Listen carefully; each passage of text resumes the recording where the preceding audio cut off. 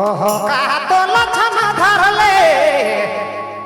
हाय नशा में बिड़ा गेले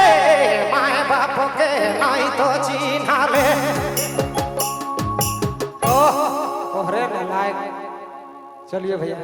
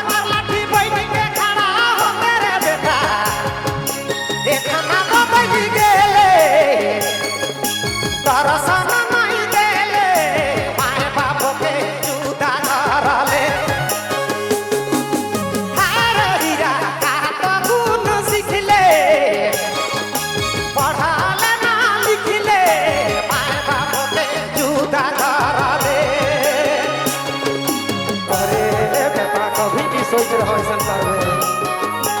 आज राम का दैन तेरे बेटा भी आ गए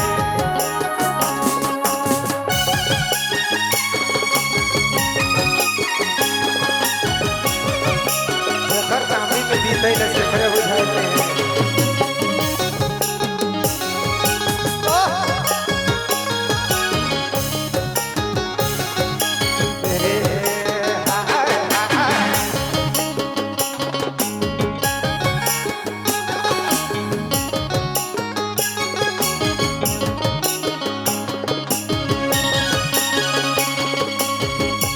उठाया मामा घेरे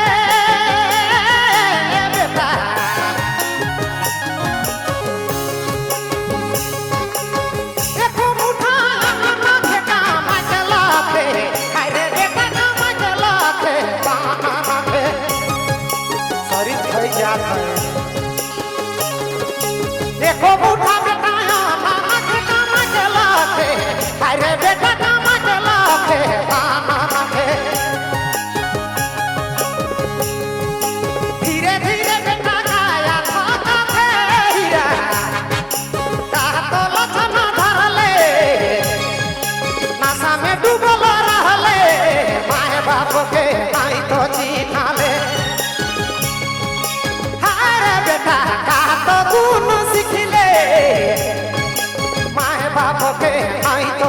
ঢালে